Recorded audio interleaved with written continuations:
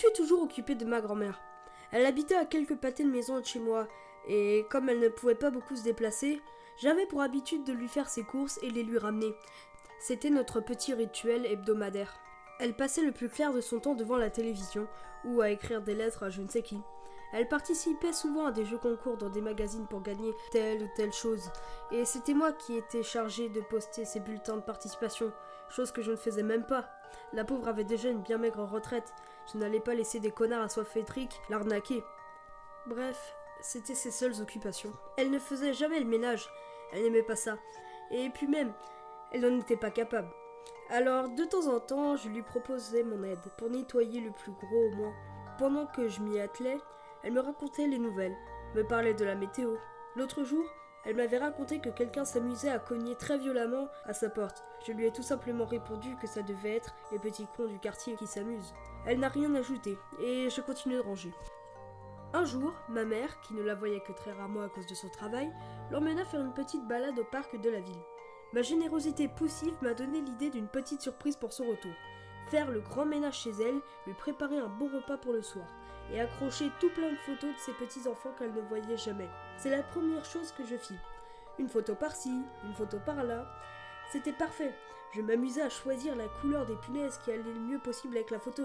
Ça donnait parfois des mélanges un peu étranges, mais c'était marrant. Deuxième étape, le repas.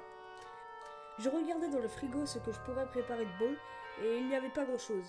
Je me suis donc contentée de lui faire non pas un repas, mais un gâteau pour le dessert. Un moelleux au citron avec un beau glaçage. Je savais qu'elle adorait cette recette. Je m'y suis donc mis, et une fois la pâte versée dans le moule, j'enfournai le tout. Pendant les 25 minutes de cuisson nécessaires, je me suis dit que j'allais en profiter pour faire le fameux ménage. Ça n'était pas si difficile, et puis j'avais l'habitude. Je cherchais désespérément le produit à vide dans la maison, car c'était la première fois que je m'occupais de ça. D'habitude, je lui faisais seulement la poussière et je rangeais un peu le bordel. Une fois trouvé, j'ai tout de suite attaqué. J'ai fait les carreaux, puis la porte vitrée, la table en verre, et c'est au moment de faire le grand miroir qui était fixé à la porte de son armoire que je me suis rendu compte d'un truc. Il y avait des traces de doigts, voire même de mains, toutes grasses, tout en haut du miroir. Or, ma grand-mère est trop petite pour atteindre cet endroit, idem pour moi. Je me suis mis à réfléchir à ce que cela pourrait bien être, puis j'ai fini par laisser tomber. C'est en me retournant que j'ai finalement aperçu dans le petit miroir juste en face du gros qu'une créature étrange y était perchée et m'observait. Je me suis tourné vers elle et son regard écarquillé.